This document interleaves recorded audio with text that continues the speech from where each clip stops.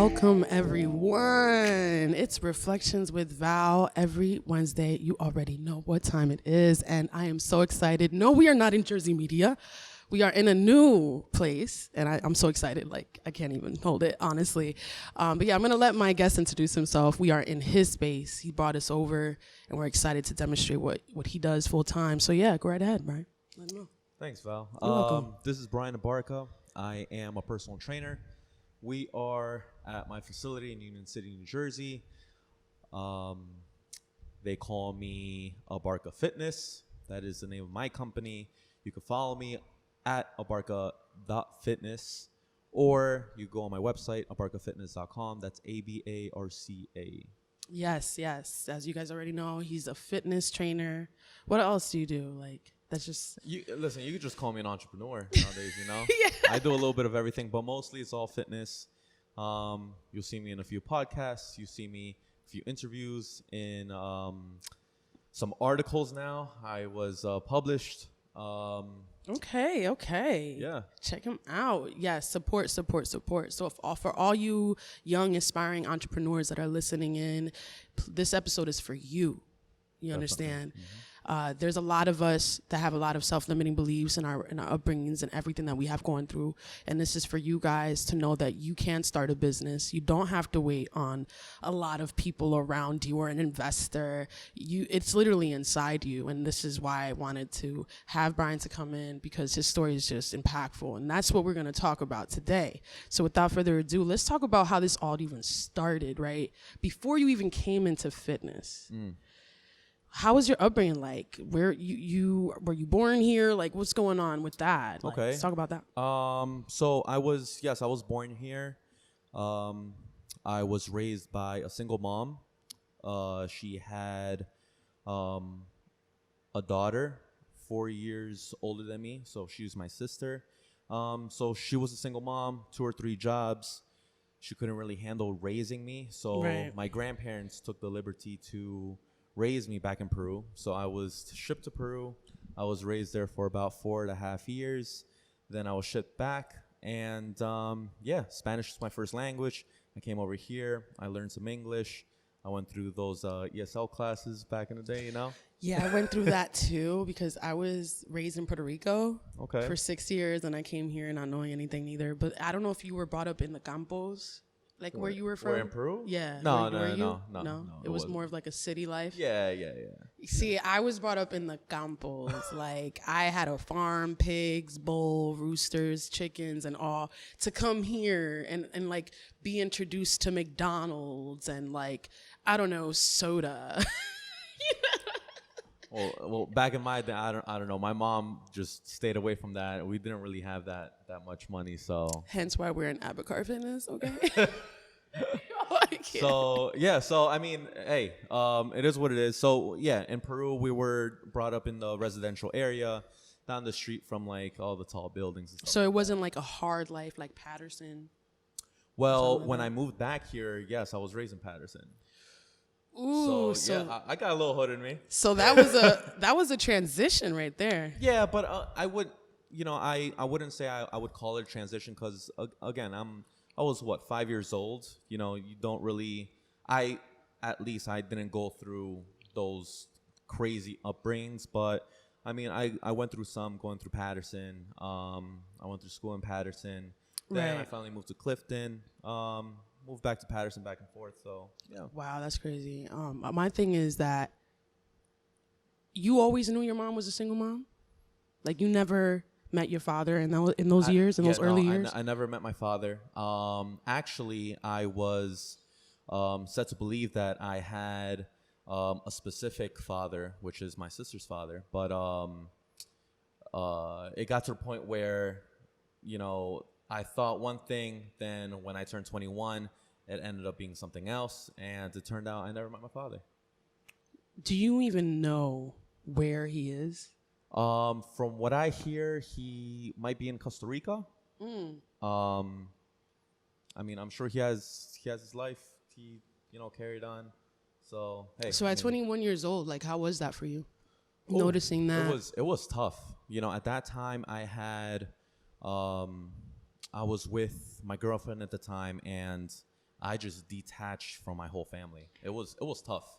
You would think 21-year-olds, he's somewhat like coming out of a boy, turning into a man, or already a man, and family stuff, they really hit you hard. So I actually just kind of detached from my whole family. I just went ghost for a whole month. And I was month. I was mad at everyone. You're better tough. than me. I went ghost for like 2 years. I mean, it was tough, but at the end of the day, you just kind of slap out of it, and you just realize that they did what they did. They told you what they told you. What they didn't tell you, what they didn't tell you, just because they loved you. And there you go. You There get you an go. explanation. You accept. Growing up in that lifestyle, right, and going to high school, transitioning to that, to then college, was it difficult for you being brought up as a man without a father or direction? Oh yeah, definitely. Especially it wasn't that tough until I hit high school. Okay.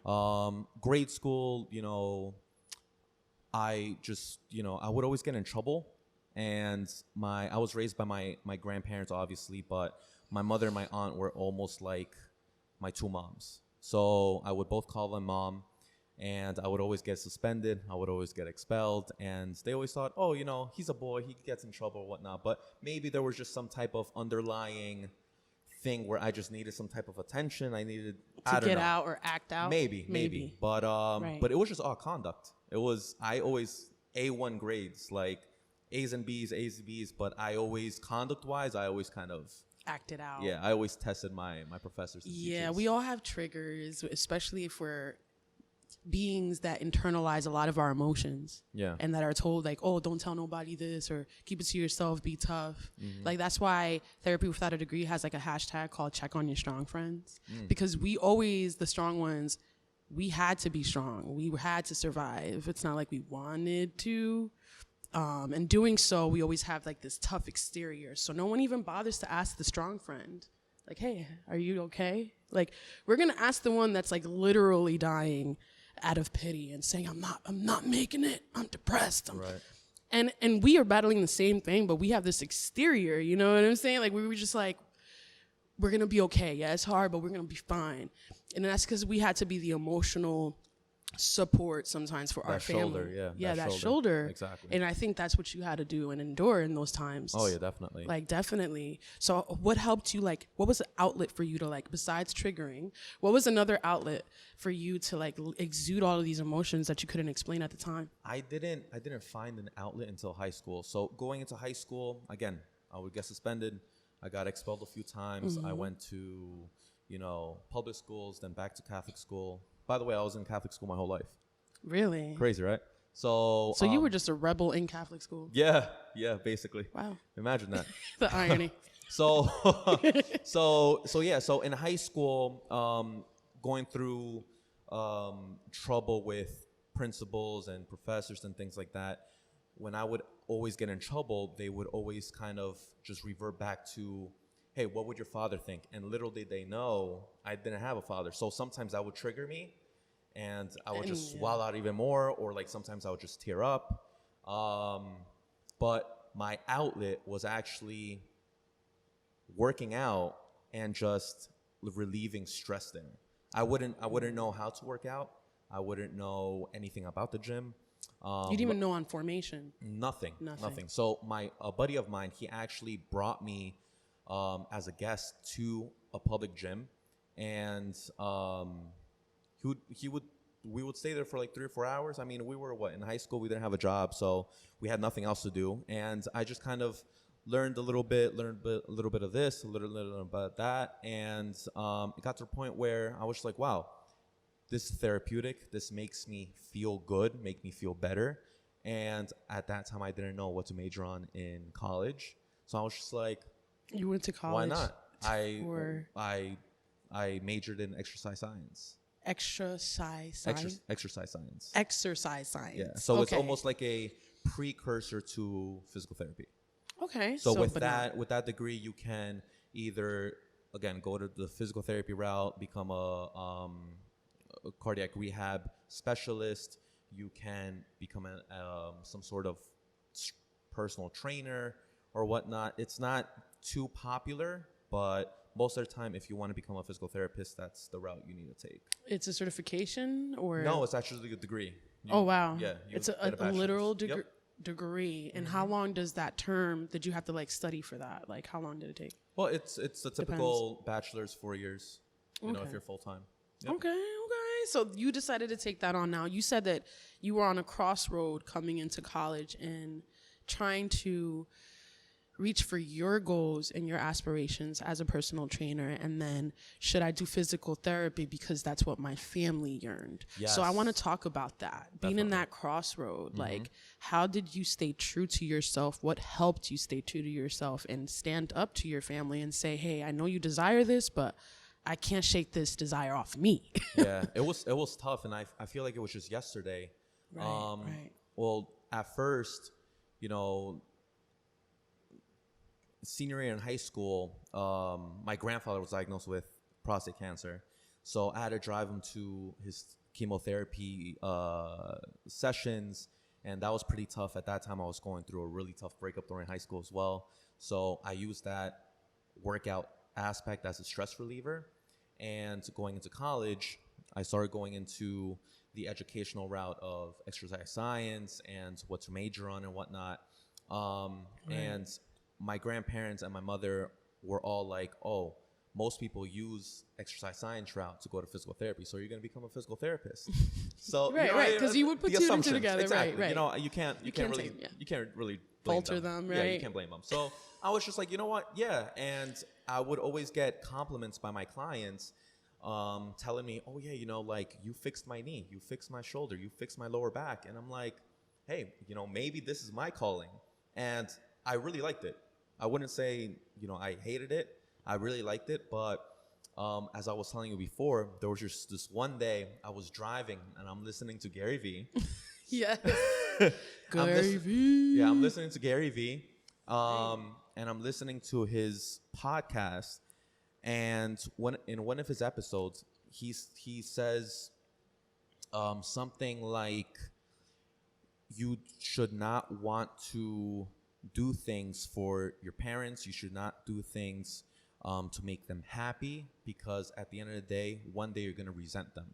And Absolutely. One thing I do not want to do is resent my mother, and especially not my grandparents, because I love my grandparents, you know, to death.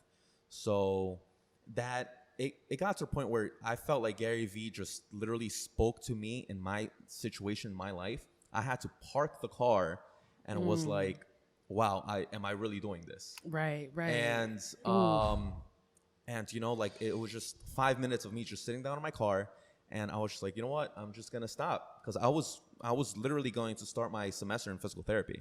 So that must have been so hard. Yeah. To like say, this was my plan. Exactly. For the next year or two, and now I have to alter that. Yeah, and I paid for the classes, you know, and I was going to start it. And I even, my first week, I was sitting down in the class and I just wasn't into it. I was catching myself just online on my laptop, just shopping, just scrolling through Instagram. And I was like, I like this. I don't want this much. And that's okay. If you change your mind, I want everybody to know, all those kids out there, all those future entrepreneurs, it's okay to change your mind. Midway. It's okay. It's all right. Because we are hard on ourselves. I'm not going to hold you. Like, if I'm midway and I plan this out, I'm like, yeah, cool. I'm going to do this. And I feel like people, you know, they have trouble changing their mind because they told their friends or their family, I'm deciding on X, Y, and Z. Or they told, they announced on social media, hey, this is my next big move. Stay tuned. ... The next thing you know, they're like, oh, you know, all the pressure's on me because now I don't want to do it, and now you have to do it because you posted it. You're gonna be all talk, right? But you know, it's okay to change your mind. It's all right. You just learn through things, right? That.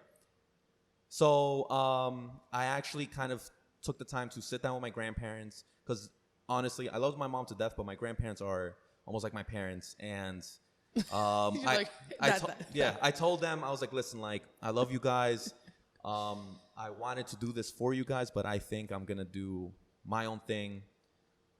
open up my own business and be the entrepreneur that. How old were you when you decided that you wanted to open up your own business? Because I remember I've been following him because, mind you guys, I don't know if you know, but me and Brian knew each other before this. We worked together when we both started my first job. I was the host and worked my way up to serving. Did car side to go. Applebee's, they're not paying us. But yes, we both worked at Applebee's. We must have been in our 20s at the time. We're still in our 20s, but like our early 20s, right? Right. And like I was learning, he was learning, but I remember he would always work out. Like even then, like he was just always like, I'm like, hey Brian, what's up? He always had the muscles. Like I had the extra small youth T-shirt, Yes. the baby gap shirt. Hey, that was my tip maker. Yo, that was your tip maker. That's what you would always say. And we were like, yeah, whatever. But there were other Brians too, and the other Brians got mad when he was in shift because.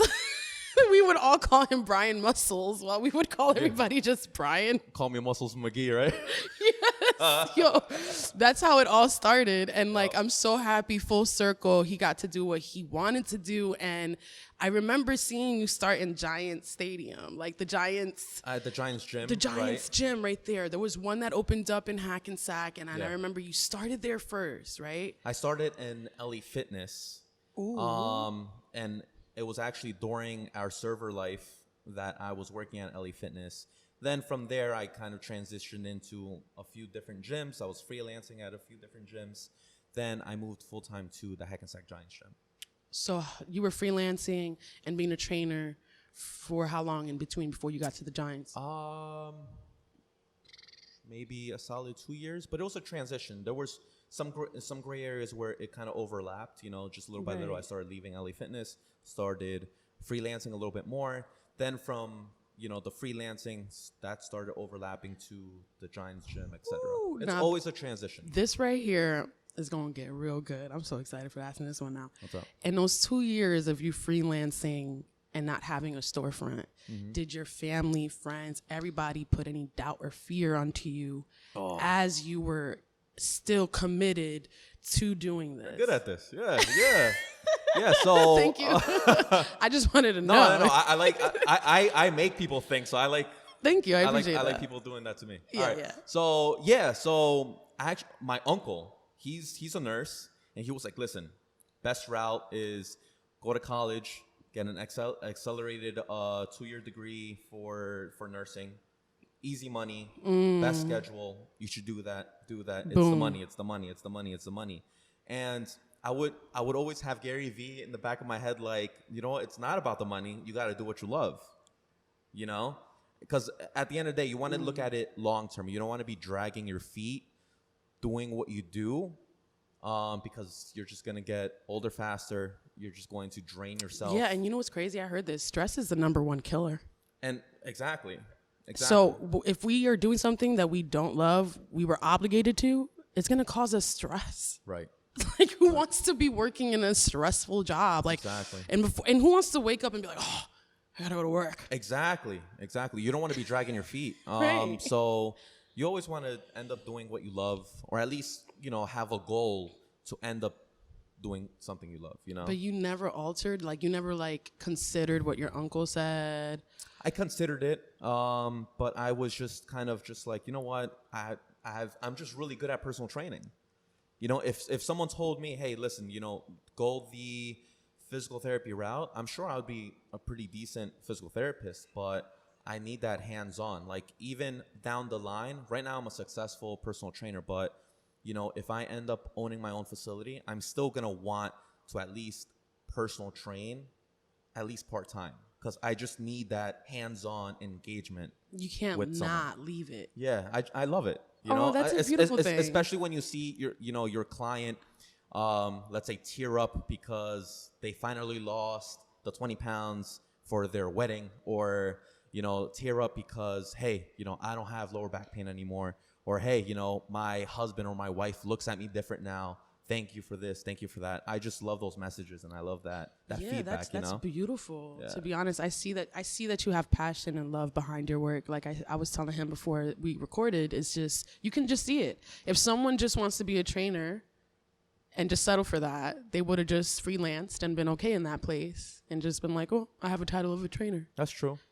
And Nowadays, really arguably, nowadays anyone could become a trainer, right? which kind of sucks in my profession. Yes. Anyone, Oversaturation. anyone, because let's say my mother, she's never stepped a foot in the gym. She gets lucky, goes online, goes to I want to be a personal trainer.com, goes, signs up to a certification, takes a test. For some miracle, she passes. Technically, she can go to, LA Fitness down the street or any gym down the street, apply, get the job. She's a personal trainer. She's never worked out or she's never trained someone in her life. Ooh. So that's where the difference is between acknowledging someone who knows what they're doing and knows what they're talking about and someone who is just kind of copying, got lucky. Lucky or copying, little Jimmy from Instagram. You know what I'm saying? Yeah, little Jimmy from Instagram. Yeah. You know what? I was actually thinking about that now. As a personal trainer, can you tell if another personal trainer got their body done? Yeah. And just be like, oh, I did this, oh, natural. Meanwhile, you can just tell it was a fat transfer, like something like that. Right. Yeah. I Dang. can. How does that make you feel as someone who takes their craft seriously? It doesn't bother me. I try to stay in my own lane. Let's say if they reach out to me for some guidance or some advice, I'll give it to them. I'm like. But you're personally not going to reach out to them and say like, hey, I know what you did. No, I mean like why? There's so much money in personal training for it to just like spread out to all personal trainers. Like, why drag someone down? I'm in my lane. I'm making money. I'm happy. Like, why am I going to make someone unhappy? You know what I'm saying? Like, if they feel happy promoting what they're doing, even though if it's a lie, like, hey, it is what it is. Yeah, that's your lane. That has nothing to do with my lane. And a client or a non-client who sees that or doesn't see that, unfortunately, that's their problem, and they should do their research and do your research, study on their personal trainer or potential personal trainer. Okay, that is true. Fact and a gem right there. Now, let's talk about after freelancing, right? And after going from, like, before we went to the storefront, what did Giants Fitness working for that gym teach you that you can now apply into your storefront before you even had it? I have so many good things to say about that gym. Aww. Yeah, I mean, it's unfortunately, we went our different ways, especially right during COVID. But they taught me a lot. They educated me in a lot of different aspects. In the rehab setting, in the non-rehab setting, in the strength conditioning setting. So they provide you with more confidence. More confidence, more knowledge. Because ironically, to actually work there, you actually have to go through a bunch of classes to actually start working there. 1. 2, if you want to make more money and get promoted, you actually have to get more educated through their classes so that you can become let's say a tier 2 trainer or tier 3 trainer, etc. So, I don't want to say I never liked school, but when I'm interested in a subject like fitness, like I'm like, all right, no matter, like I'll do it. And I would hear some trainers that would work with me that would drag their feet because they're not getting paid for those educational classes. Because mind you, you have to drive an hour and a half to that setting, be there for 8 hours for that whole course, and then come back, and then you got to do it again. So with your gas money not getting paid for those 8 hours. Exactly. Got you. But again, you got to think about it as an investment. You're investing your time so you can become more knowledgeable so that in turn you can make more money at that company that you're in. So it's not, it's a smart way to, win-win. If you're a little immature in the business route or the personal training route or inexperienced in that job setting, I could understand, okay, I'm not getting paid for this. Why am I doing this? But this is my quote, 2 steps back to move 5 steps forward. Mm-hmm. I was just going to say they're doing themselves a disadvantage and a disservice by not investing in themselves. Exactly. Because I think the true topic here is being comfortable as an entrepreneur to taking risk. Right. Because that's a risk right there. And it wasn't a yourself. risk to reward. Exactly. It wasn't an instant reward. So I think it's a matter of investing on something that you know is going to benefit you in the long haul. It's not going to be right away, but like you said, if you didn't take these courses, would you have been, this knowledgeable on what you're doing now? Exactly. That's very interesting. So exactly. So I mean, like, those are the benefits of working for that company. If you work your butt off and you transform clients, and those clients have good feedback, good reviews about your business and your let's say perspectives and your approach, that gym, that facility has no problem putting you on a spotlight like they did with me. I was in the middle of the Giants Stadium, acknowledging one of my clients who, recovered from 3 major knee surgeries, and we were literally on national television. 3 major knee surgeries. Yeah. And she feels no pain. Yeah, she wasn't able to jump, run. She was not even able to squat without pain, and she was a nurse. So imagine that. You're literally on your feet. Those overnight shifts, they're no joke. You're working 3 overnights, 4 overnights.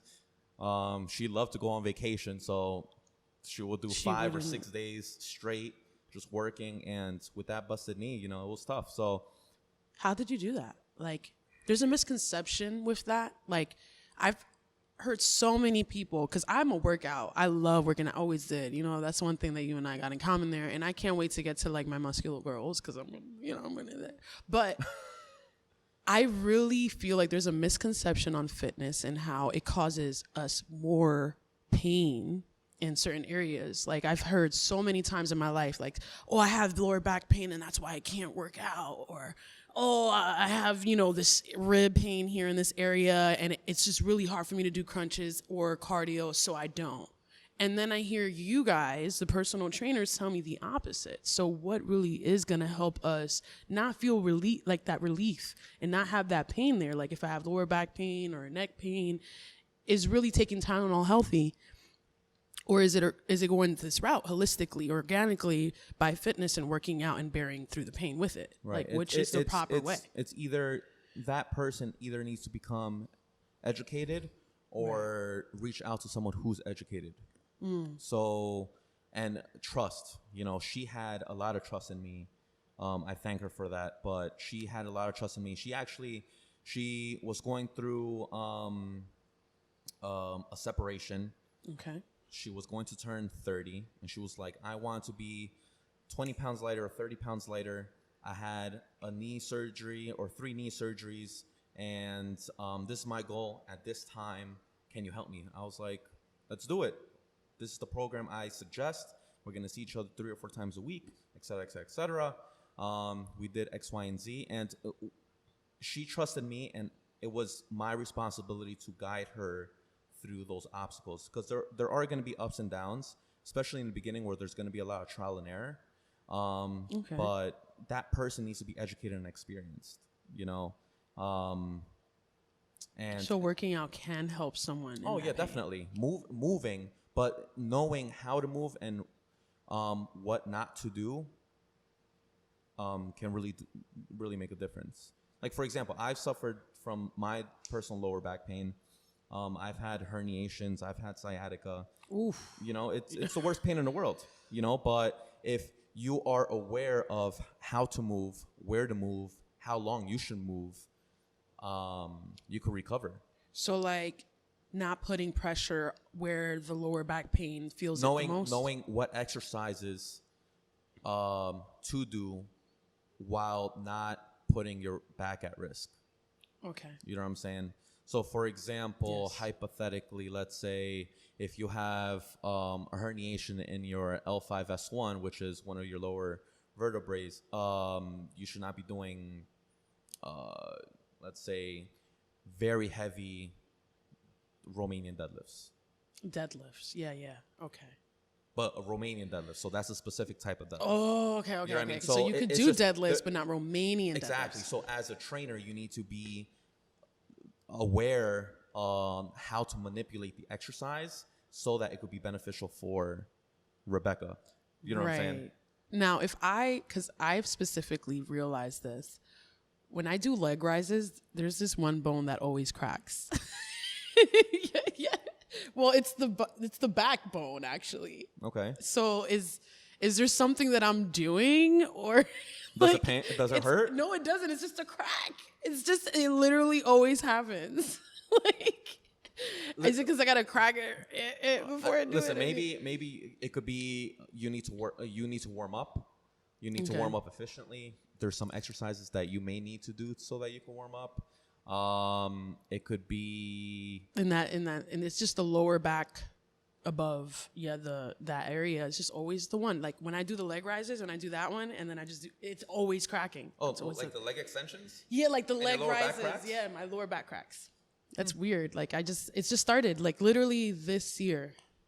My rule of thumb is if your bones are talking to you and you don't feel pain, it's okay. Okay. Now, if you feel pain and it's talking to you, then you need to go to the doctor. Forget your personal trainer. You need to go to the doctor. That doesn't happen. I just feel like that's weird. I know my bones have been cracking like crazy. I'm just like, damn, old age is getting there. We're not young.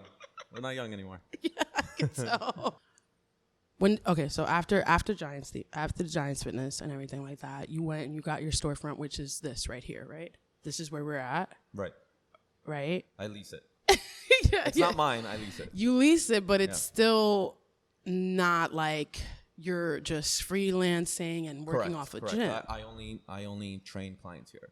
You only train your clients here. As I have his shirt on, his logo. Thank you for giving me this shirt. I'm so honored. But yes, I love you. Yeah, I love you too.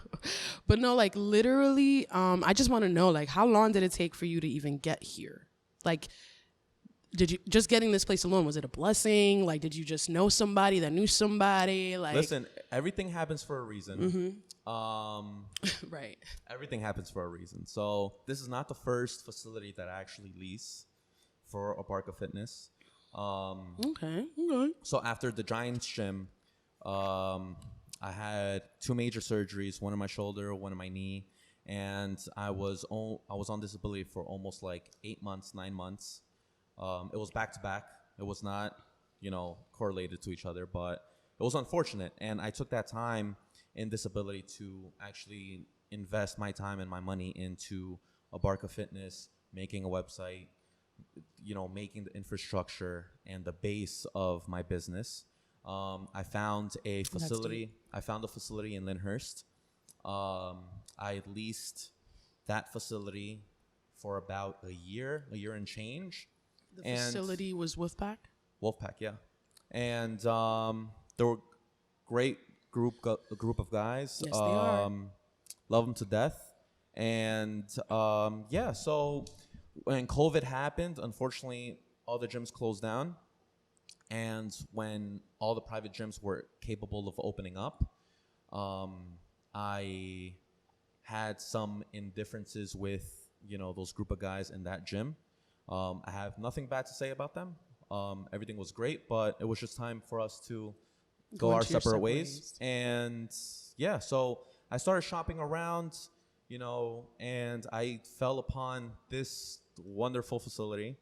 And they were very professional. They were very welcoming. So I've been here for a solid year now. That's beautiful. Yeah. Now, you said I'm sorry, but the reason why I came back to around this area, this Hudson County area, is actually because I worked at LA Fitness and Sea Caucus. And I worked there for a solid 4 or 5 years, and I knew a lot of people from there. So you just brought them. Coming back here, it was kind of like, hey, guys, I'm back. And everybody was just coming, everybody, to the point where just like my schedule just filled up within like 3-4 months. It was great. Yeah.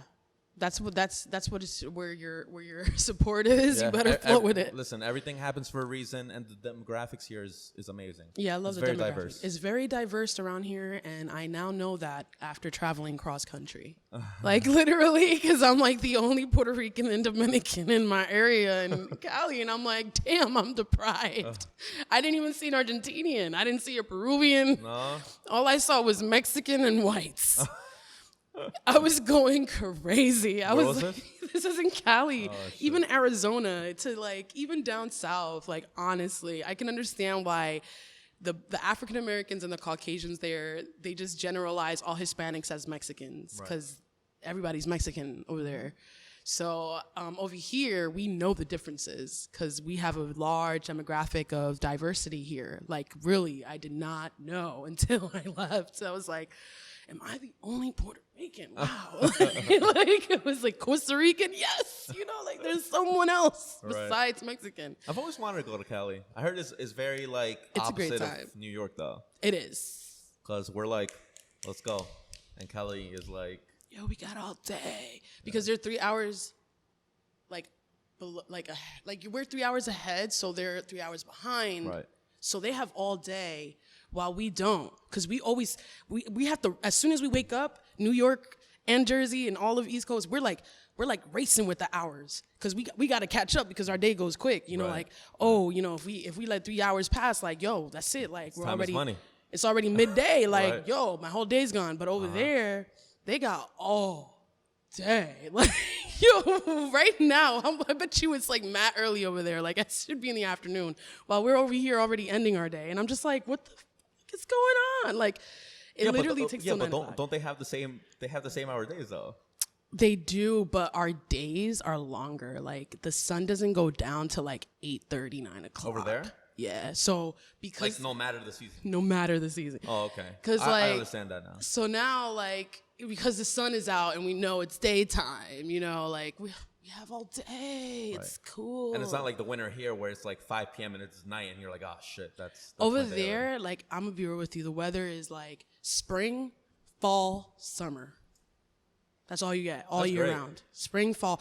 At nighttime, it's you gotta wear a hoodie because it does become like a little chilly like fall weather, but that's all you feel. And then like the rest of the day is either spring. It never rains though. Never rains. Like, I remember it was foggy and I was like, yes, we're gonna have a chance of rain. Like, I was so excited. I was like, yes, rain. No rain. I was like, damn it. Like, it's just desert, palm trees, and there's no greenery. Like, I have to hire a really good landscaping team to make that grass in front of the front yard or something. Like, we just got palm trees, no trees, nothing. Like I was just like, where's the greenery? Where's the forest? All I see is just sand and desert and cactuses and some random bushes like that. Dirt. Just dirt, right. And like a new theory for me that I didn't experience here was sand in my house. I'm like, the sand is everywhere. Like the sand goes into your house because your shoes carry on sand. So like if you don't take them off before you go in your apartment, the sand happens to be on the floor somewhere. That would bother me. I hate sand. Yeah, so like, I don't know. I feel like you get all your seasons over there, but you have to travel like 4 hours to get to where there's snow in Cali. And like, yeah, you can get all of that, but you have to like drive.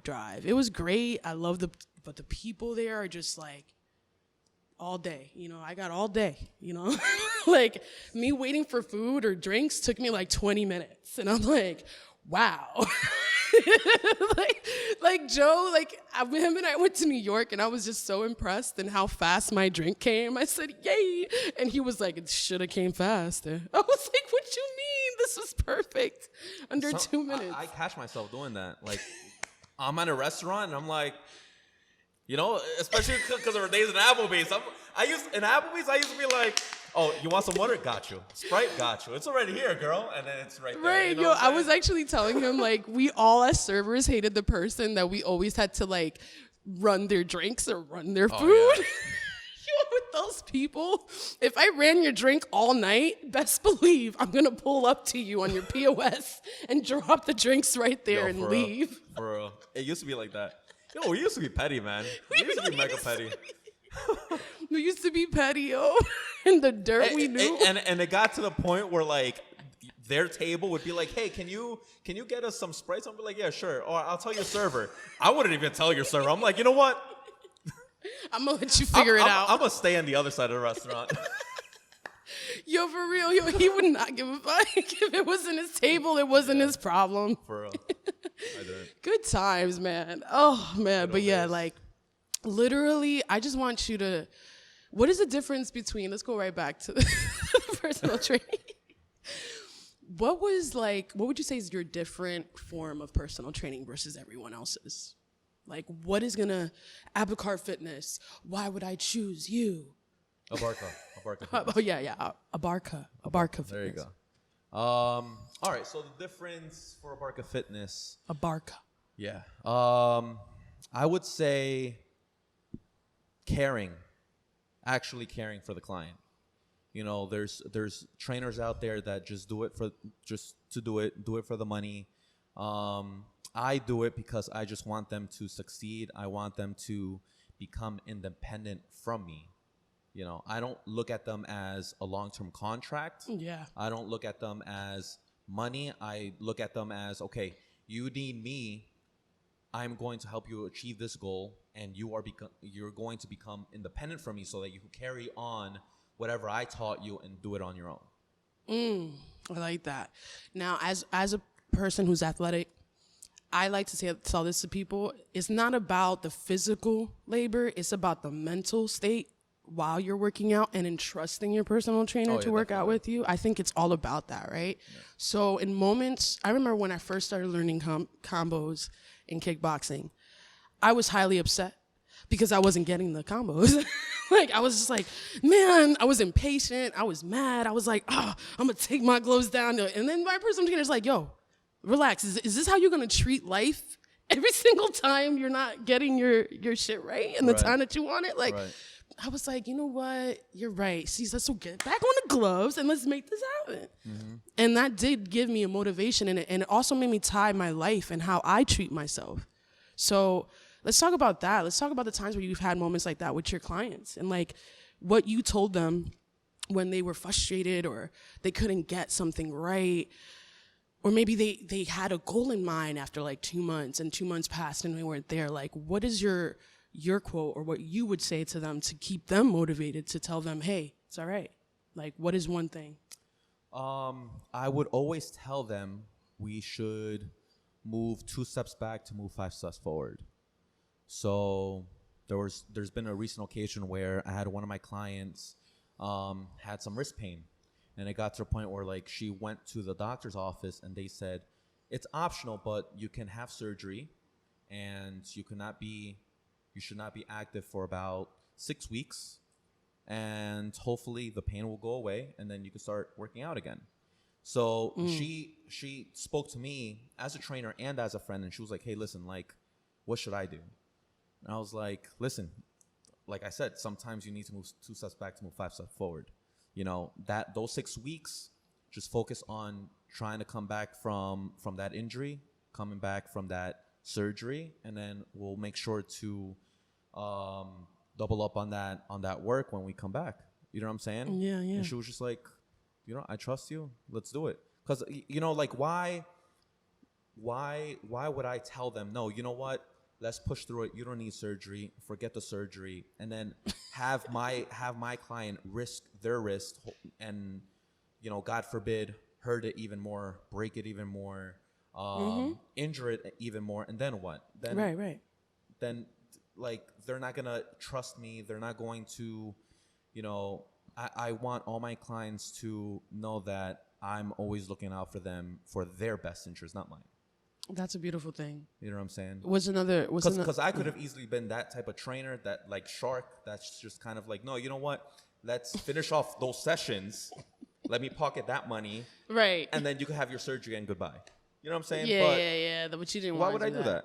That's on a militant training status. Like, how many military trainers? Listen, I know I told you I stay in my lane, but I do listen. I do see. you know, what other trainers do, but I still stay in my own lane. But I mean, I wouldn't be surprised if some people do that. So one quote that you say is you'd have to take 2 steps backwards to take 5 steps forward. Yes. And another one? Ooh, another one. Jeez, you're putting me on the spot right now. It's okay, no rush. Another one.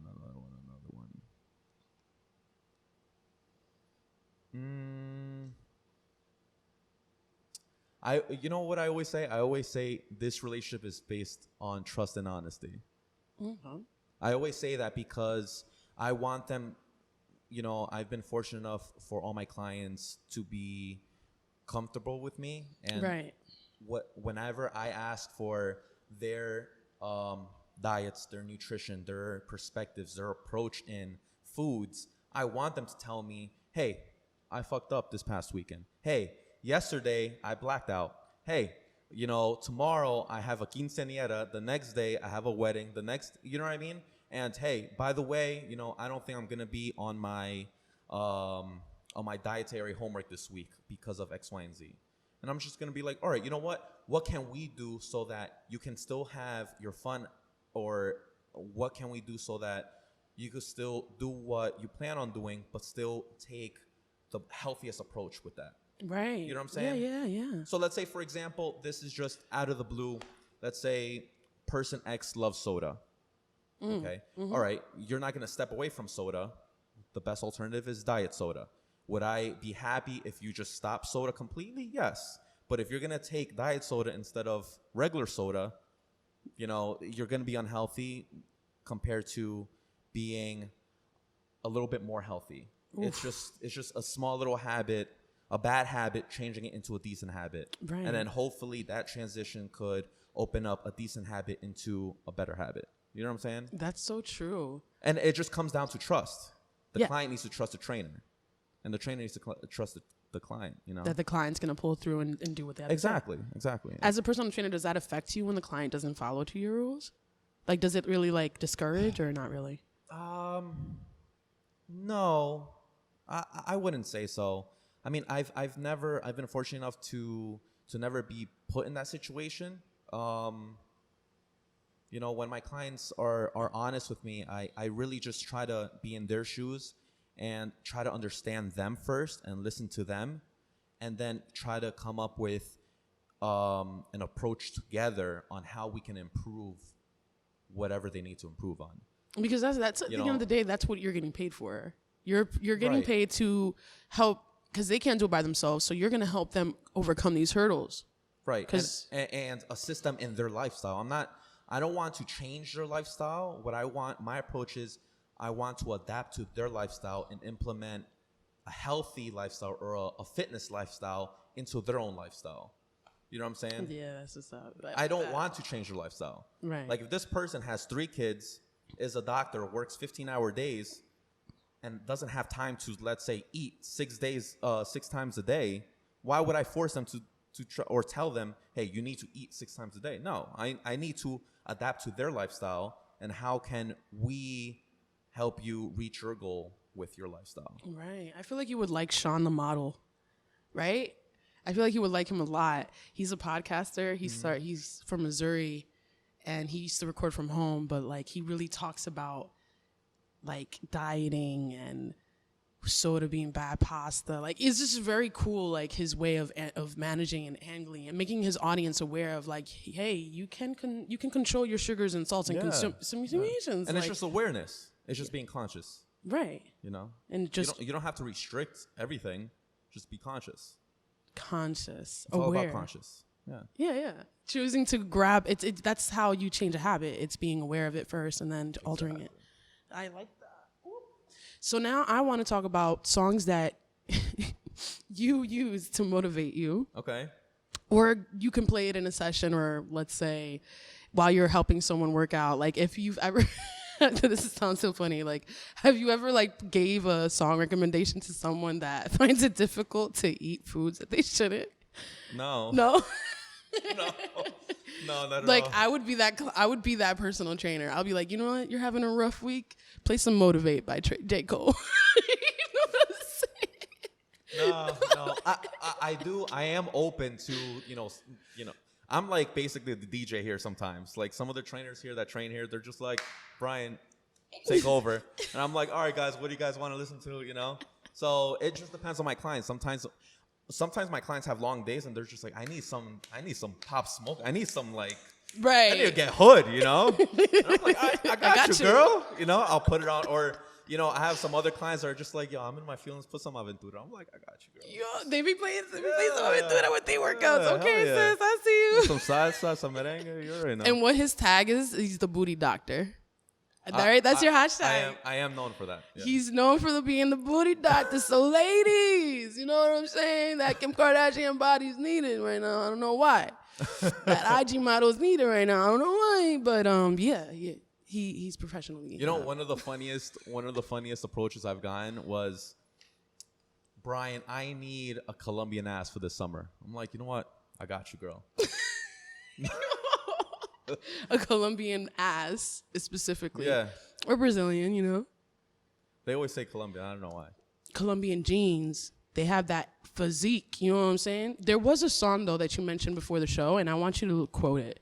You said it's an Eminem song? Yeah. So let's talk about that. My motivational song, at least for me, is No Love, Eminem featuring Lil Wayne.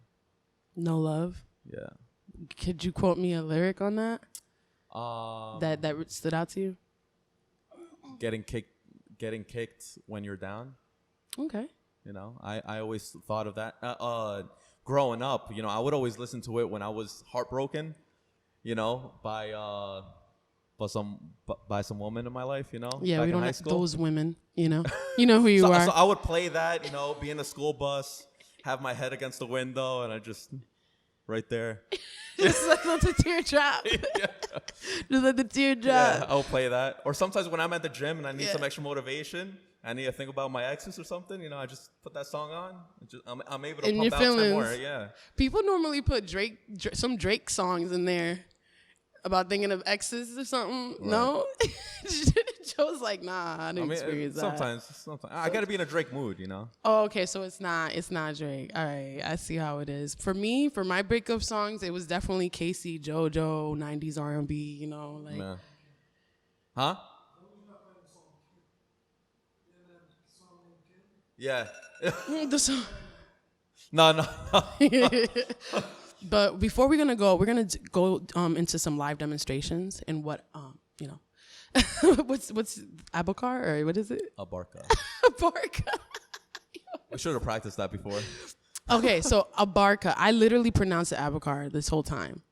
Like Abarca Fitness. So Abarca Fitness is gonna do some live demonstrations on what he does with his clients and what he would recommend someone to do some workouts at home without a personal trainer. And hopefully we won't break a leg or an arm, you know what I'm saying? But what do you advise an entrepreneur that's starting something before we end our show, or a book or something to read, something that they can apply for their first year? Because there's a lot of trials and tribulations that hit in our first year. So, yeah, what would you recommend and advise them, to do? I would tell them first that time is in their side. Hey. Anyone who's young. Or even older, like if you're in your 30s or 40s, and you always had a dream to reach, it's never too late. Open up your own business or whatever. Nowadays it's 2021. It's not the 60s or 70s where you're 40 or 50 and that's it, it's done. You should retire. There's a lot of people that are past their 30s, past their 40s, and they still have dreams. They still have goals to accomplish, etc. You know what I'm saying? When you were a workout fanatic and you were working all the time, you did a deadlift that involved you to basically break your leg or fracture it, right? Mm-mm. No, it wasn't that. Or what was the injuries that happened there? I tore my right shoulder. I tore my labrum. Ironically, I was doing a bicep curl. My doctor actually told me that it was bound to tear. That I was lucky enough to be doing that exercise instead of anything overhead, because I could have easily injured myself. And I would have really been out for the season. if I dropped the weight on my head. So thankfully I was doing bicep curls, but yeah, I tore my shoulder. I tore my labrum. So if you don't know what that is, it's where the humerus or your arm bone is actually attached to this part of your bone. It's called the clavicle. It's called the labrum. So there's almost like lips, that suction cups that head of the humerus, and I tore those lips. So the humerus was almost kind of like dangling out. Yeah. And then with the knee, I tore my left ACL. I was just playing soccer. Oh, my goodness. So you see right there, that could have stopped you from not doing what you're doing now. Oh, yeah, definitely. So there you go. Definitely. Don't let it stop you guys. You heard it here first. Exactly. So, I mean, I had the surgeries done. I was out of work for 8 months. I couldn't really do much. I couldn't really train much. And again, I could have just sat down, applied to an office job and just retired from personal training. But I took that time, since I'm going to be seated most of the time, I took that time to find a website designer, find this, find that, to actually, like I said, build that infrastructure, build that base and foundation of my business. You weren't afraid to start what you manifested already. Exactly. You know what I'm saying? So there's always time, whatever hurdle, whatever obstacle that you stop at or you fall on, there's always ways to manipulate the situation so you can move around it. Thank you for that. I appreciate it. Thank you for coming on the show and for having us come to your spot. Like, this is really dope. Val. Appreciate that. You're welcome. Anytime. So yeah, like, let the audience know where they can find you and plug you in again before we exit out. Yeah. So my name is Brian Abarca. You can find me at abarcafitness.com or my Instagram. I use my Instagram a lot more. My Instagram is at Abarca, ABARCA, _fitness. So yeah, find me in those things. Yes, find him. And then you could also find me every Wednesday, dropping an episode, Spotify, SoundCloud. You already know what time it is. YouTube, Reflections with Val. Also, Sophily_Val, because you guys already know I'm going to drop music soon. You know what I'm saying? But yeah, see you guys soon. Bye.